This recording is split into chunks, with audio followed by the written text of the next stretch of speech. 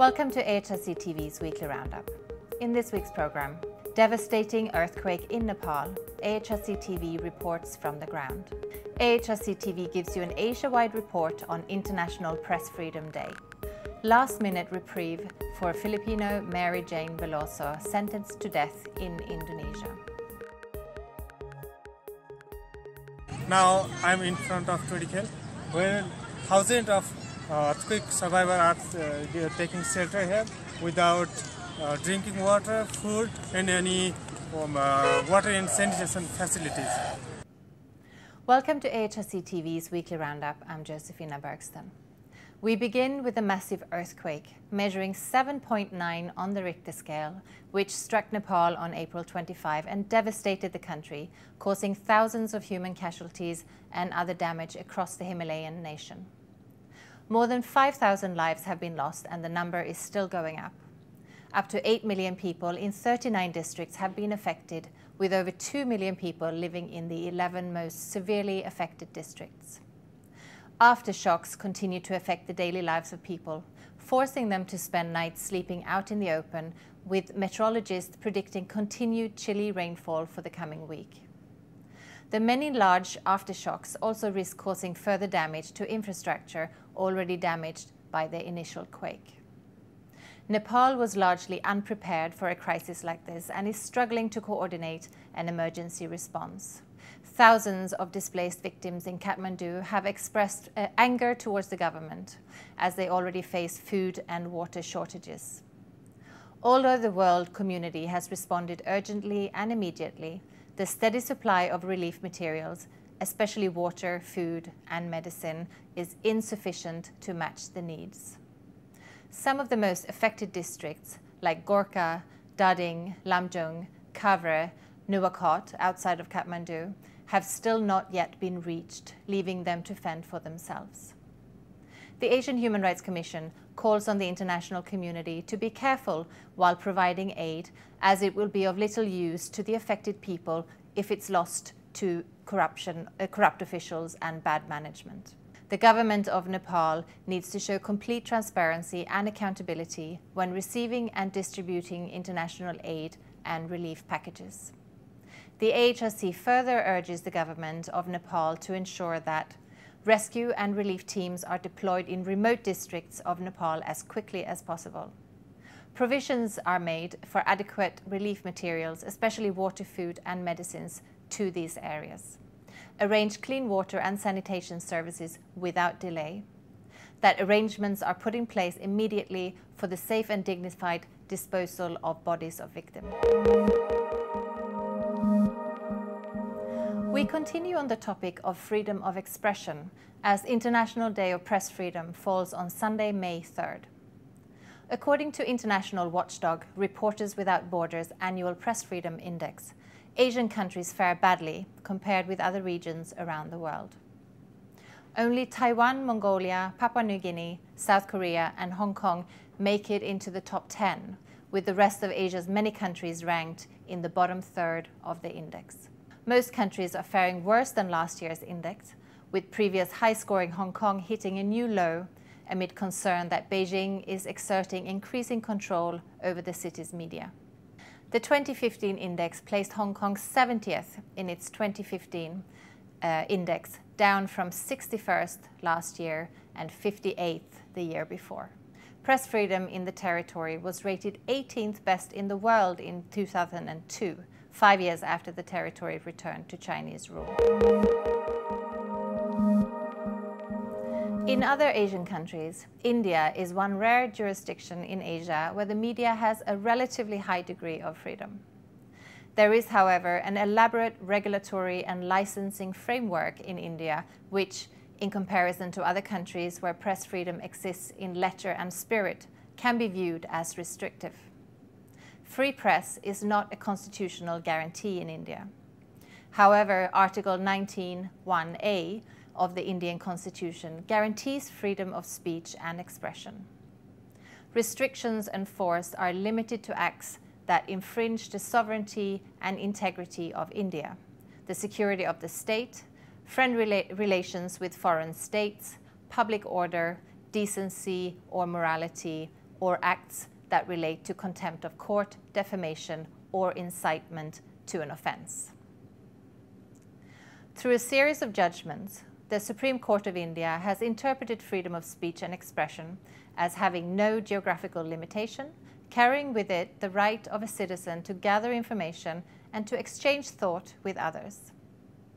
Furthermore, the press has been acknowledged to play a significant role in the democratic machinery, and the courts have the duty to uphold this freedom and invalidate all laws and administrative actions that abridge the freedom. In India, executive orders cannot be issued to limit freedom of speech and expression. In 2002, the court further interpreted the constitutional guarantee and said that one-sided information, disinformation, misinformation, and non-information all equally create an uninformed citizenry, which makes democracy a farce. In fact, this is precisely the problem in India today. The Indian media, though free when compared to counterparts in Asia, suffers from self-censorship and corporatization today. The AHRC caught up with Mr. Sachin Jain of Vikas Samwad, an Indian organization that puts to practice the concept media for rights.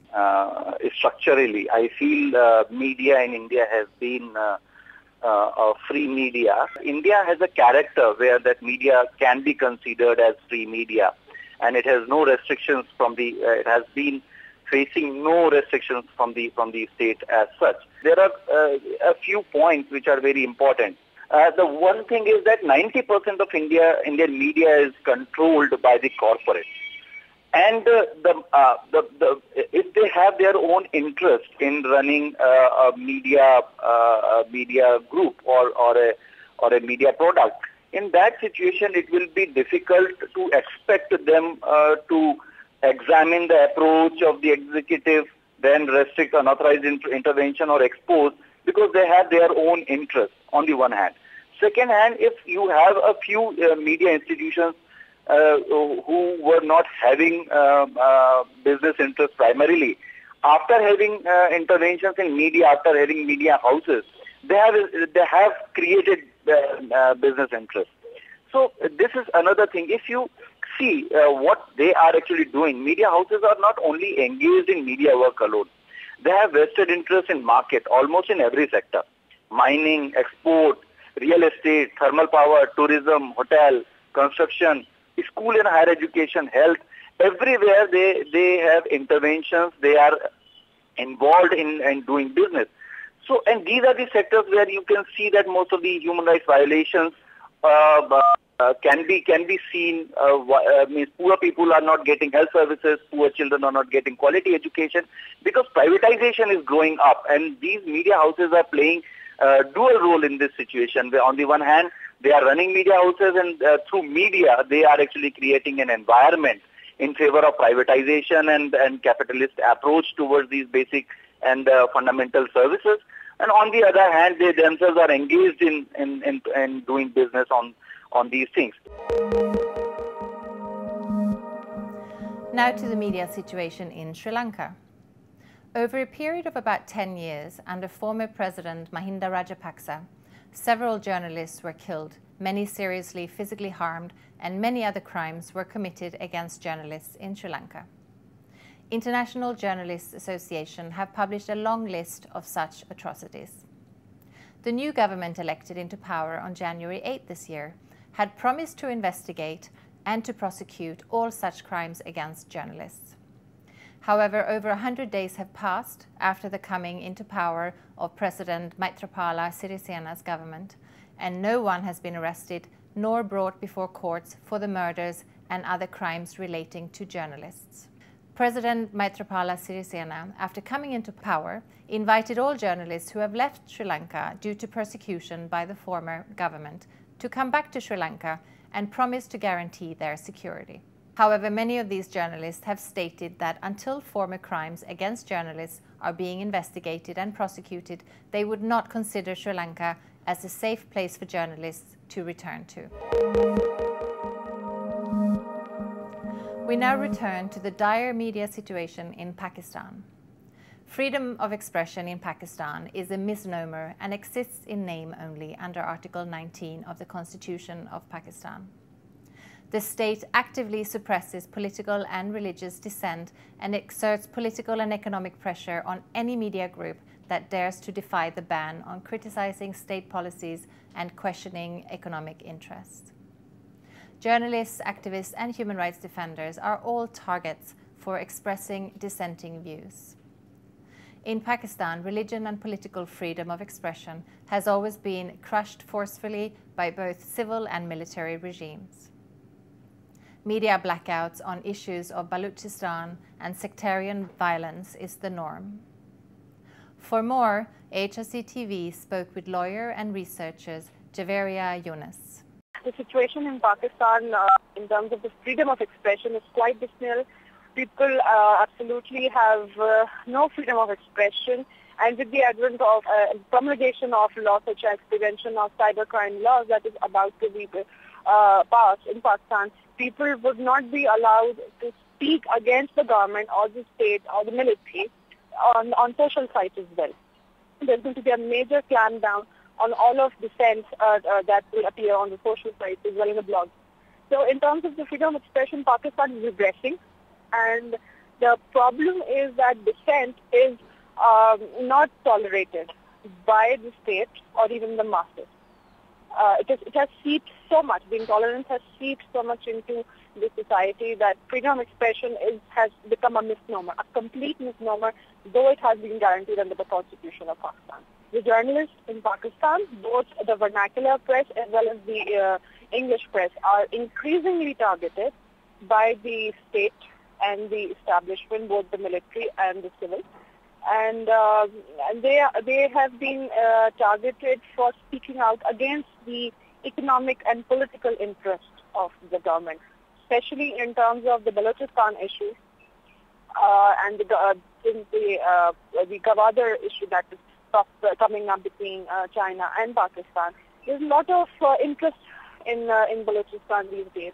So when it comes to the human rights violation that the state is increasingly going on in there, the human rights defenders are increasingly targeted for speaking out against these human rights violations. So media in Pakistan is basically used by the state directly or indirectly to forward their own views, to impose their own views, their own ideas onto public. People are increasingly encouraged not to think for themselves. This is the real dilemma of the society in Pakistan that I feel. So state is increasingly use freedom of expression, clamping down freedom of expression to manufacture consent of the masses and to forward their own agenda. And now to Indonesia. Although Indonesia fares badly at number 138 on the Press Freedom Index, in Jakarta and some other big cities in Indonesia, press freedom is not an overt problem. However, the real problem is seen to be with the owners of media houses, as some have in recent years established political parties, which calls into question the independence of the media. Outside of the metropolitan areas of Indonesia, the situation is much worse. Media work in Papua and many other provinces remain dangerous, with journalists frequently subjected to extrajudicial killings, torture, and other types of crimes meant to silence them. For further information, AHRC TV spoke with human rights lecturer Dr. Herlambang, coordinator for Sepaham, Indonesia. Indonesian press freedom, especially after Suharto, there are still have numerous serious problems, especially we still have the situation that the journalists can be easily attacked, for instance, like extrajudicial killings, stabbing, torturing, or burning the papers, offices in various places, not in Jakarta, but from the Aceh to Papua, we still have sort of physical attacks. The second, the issue is also very important, is about suppressive legislations.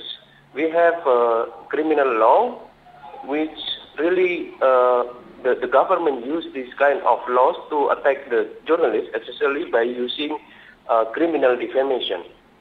And in this context, the court is also a part of an intimidation mechanism. On the other hand, the journalist is also facing impunity system, which is seriously sort of making a strong protecting the violators in order to maintain their interest, especially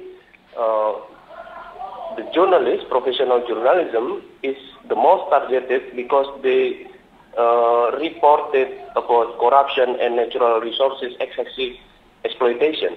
So this kind of journalism are the most dangerous reports.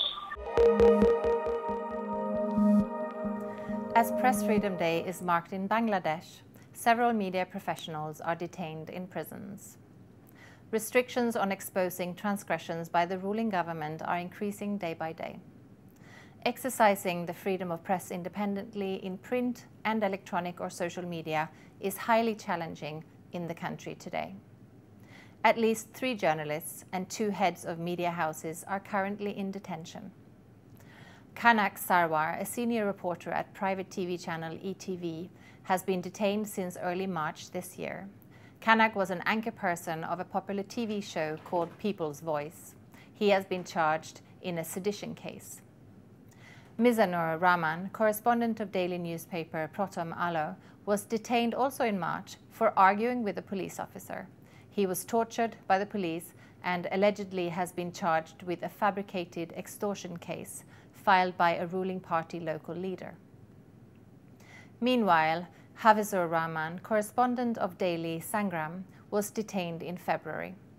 The local police called him into the station and detained him in an alleged fabricated case of arson attack on a public bus. Apart from these journalists, Mahmudur Rahman, acting editor of the Daily Amar Desh, has been arbitrarily detained since April 2013. Police and the ruling party have allegedly fabricated 68 cases against him, including car vandalizing. Finally, Abdus Salam, chairman and CEO of ETV, has been detained since early January this year. He was broadcasting a speech of an exiled senior opposition leader and was arrested immediately after. In the Philippines, the killing of Melinda Magsino on April 13, a former newspaper correspondent who previously reported on corruption and operation of illegal numbers game, demonstrates a continuing pattern of targeted attacks on Philippine press. Magsino was a former correspondent for the Philippine Daily Inquirer and National Daily and had herself been threatened in 2005 for doing her work. She was the 173rd journalist to be killed in the Philippines since 1986 after the fall of the Marcos regime. Her murder shows a pattern of ongoing attacks on the Filipino press freedom, from death threats to libel charges to murder. In fact, under President Aquino's administration, Magsino was the 32nd journalist to have been killed. During his predecessor, Gloria Macapagal Arroyo's presidency, the Philippines recorded the largest number of journalists killed in a single incident, the infamous Maguindanao massacre in 2009.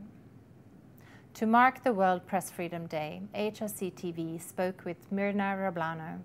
Mirna is the widow of Alejandro Bong Rablano, one of the journalists killed in the Maguindanao massacre. This is the sign of lack of press freedom in the Philippines, and it's very frustrating.